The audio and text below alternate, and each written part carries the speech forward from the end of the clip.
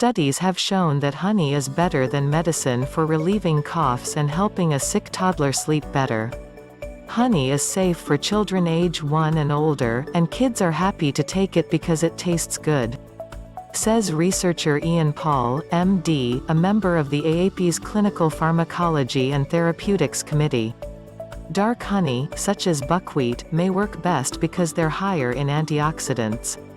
Give half a teaspoon to children ages 1 to 5 years and 1 teaspoon to kids ages 6 to 11. But never give honey to babies younger than 1, they can get botulism from bacteria in it.